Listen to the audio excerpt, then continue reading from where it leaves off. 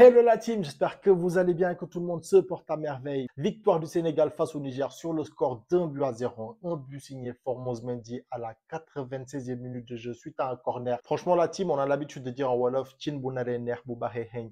Mais là franchement, je vous le cache pas, ça ne sent pas du tout bon. Sans plus tarder, on va rentrer dans le vif du sujet. Let's go!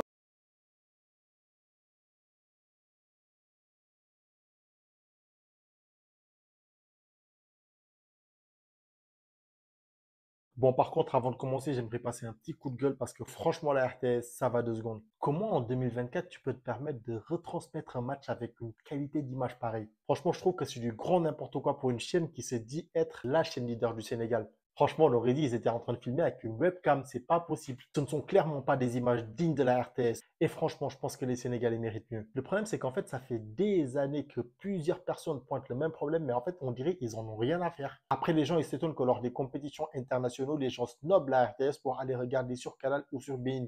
Franchement, posez-vous les bonnes questions, les gars. Comment on... Sinon, on va commencer avec la compo du Sénégal, avec un Aliou Cissé qui a souhaité remettre la même compo que le match face au Cameroun, avec une défense à 3, avec cette fois-ci Abdou Diallo à la place de Cheikhou Kouyaté. D'ailleurs, la team, le dossier Abdou Diallo, va falloir l'ouvrir un jour, hein, parce que franchement, ça va pas du tout. Hein. Personnellement, je vois un Abdou Diallo qui n'est pas du tout en confiance, qui négocie mal les ballons et qui tergiverse beaucoup. De plus, son positionnement en tant que piston lors de la deuxième période ne l'a pas aidé du tout. Et franchement, j'espère qu'il va se reprendre en main et revenir à son meilleur niveau pour la Coupe d'Afrique des Nations. Sinon, en termes de match très poussif de nos Lions face à une équipe du Niger qui est très bien rentrée dans son match, une équipe du Niger qui était très bien regroupée, qui mettait beaucoup d'impact et qui avait clairement envie de faire un très bon résultat à Dakar. Côté sénégalais, j'ai vu des joueurs en manque d'inspiration totale, des joueurs qui se marchaient dessus, des joueurs qui ne combinaient pas. Bref, un manque d'automatisme criant, même s'ils ont quand même réussi à se créer une très belle occasion de but, sauvée presque sur sa ligne par les défenseurs nigériens. Des Nigériens qui m'ont quand même bluffé parce qu'en fait, je ne m'attendais pas du tout à ça. Une équipe qui dégageait vraiment beaucoup d'envie, chose que je ne voyais surtout pas chez les Sénégalais en fait. Après, je ne vous cache pas, cela peut quand même s'expliquer par le fait que les joueurs privilégient surtout la carte de la prudence afin de ne pas se blesser à une semaine du match face à la Gambie. Match où il ne faudra clairement pas sortir la même copie, sinon ce sera vraiment chaud la team. Franchement, j'ai vu des joueurs qui n'étaient pas sereins, des joueurs qui ne savaient pas quoi faire avec la balle, une mise en place tactique hasardeuse avec un Crépin Diatta qui était de base censé être piston droit, mais qui était constamment dans l'axe du terrain. D'ailleurs, franchement, hein, Crépin, c'est le seul joueur, à chaque fois que je le vois sur le terrain, je ne comprends pas pourquoi il est titulaire. Je ne sais pas c'est quoi son rôle sur le terrain et je pense que lui-même ne le sait pas. En fait, je trouve que c'est un joueur qui n'apporte aucun surplus de qualité dans la mesure où qu'il joue ou qu'il ne joue pas. En fait, c'est la même chose, c'est la même. Il n'y a pas de changement en fait. Et franchement, à un moment donné, il faudrait que le coach il nous explique en fait ce qu'il voit en Crépin. Parce que clairement, là, ça commence à devenir chelou en fait. Par contre, ils ont aussi, à un moment donné, il faut qu'ils se réveillent.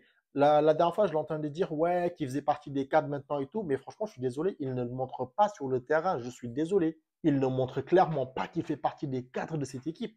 Franchement, Iso, c'est un gars, nous tous, on l'aime bien. On est tous conscients de son potentiel, mais franchement, à un moment donné, il faut qu'il se réveille. Il faut qu'il se réveille. Habib Diallo, en manque de rythme, qui était totalement esselé sur le front de l'attaque. Franchement, je vais redire la même chose. Hein.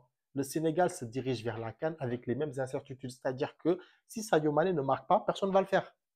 Ça, il faut qu'on se le mette directement dans notre tête. Comme ça, au moins, on ne sera pas surpris. Et franchement, j'espère qu'ils me feront vraiment mentir parce que clairement, ça commence à devenir chaud. Iliman Ndiaye aussi, il faut qu'il se réveille, le frérot. Il faut qu'il se réveille, il faut qu'il se réveille. Nous, on veut le Iliman Ndiaye qu'on a connu depuis le départ à Sheffield, en fait. Mais pas ce Iliman Ndiaye brouillon qui perd les ballons, qui ne sait pas qui ne sait pas quoi faire. On connaît tous son potentiel. On sait qu'il peut faire mieux que ça. Mais aujourd'hui, en fait, je l'ai trouvé trop brouillon. Je l'ai trouvé trop brouillon. Il ne savait pas quoi faire de la balle. Et je trouve qu'il n'a clairement pas marqué les points ce soir. Par contre, la seule satisfaction du match, et je pense que là, on sera tous d'accord, c'est Pape Gueye. Franchement, le gars, on dirait qu'il ne s'est jamais arrêté de jouer. Il a clairement été le petit rayon de soleil dans cet entrejeu nuageux. Il a été au four et au moulin. Et franchement, c'est de bon augure pour la CAN, Inch'Allah. Match compliqué aussi pour Lamine Camara qui n'a pas su tirer son épingle du jeu. Toutefois, je vois en lui un très bon tireur de coups de pied arrêtés parce que je trouve qu'il a très bien négocié les coups francs qu'il a eu à tirer et surtout les corners. Même chose pour Jacobs qui commence clairement à s'imposer comme le tireur attitré de coups de pied arrêtés en équipe nationale. Donc là, je vois deux très bons tireurs de coups de pied arrêtés, chose qui manquait cruellement au Sénégal ces dernières années. En tout cas, j'espère que le Sénégal saura se remobiliser et montrer un visage beaucoup plus séduisant que ça lors de la Coupe d'Afrique des Nations, Inch'Allah. Je préfère retenir le positif et me dire que les joueurs ne voulaient pas risquer de se blesser à une semaine de la compétition, chose qui est clairement compréhensible. En tout cas, on est de tout cœur avec vous et on espère que tout se passera bien en Côte d'Ivoire. Malgré les critiques, on vous aime de tout notre cœur et franchement, comme dirait l'autre, qui aime bien châtie bien. Sinon, félicitations à Formose Mendy qui vient de marquer son premier but en équipe nationale, un but dont il se souviendra très longtemps car il a permis au Sénégal de prendre les 3 points de la victoire. En tout cas, je pense que le Sénégal, en termes d'effectifs, n'a rien à envier à aucune équipe africaine, mais ça, ce sera sur le terrain qu'il faudra le montrer. Ainsi, les amis, la vidéo touche à sa fin. Je vous laisse me dire dans les commentaires ce que vous avez pensé du Sénégal. On se retrouvera pour une prochaine vidéo d'ici la fin de la semaine. Sur ce, je vous passe le salam. Passez une très belle soirée. One love.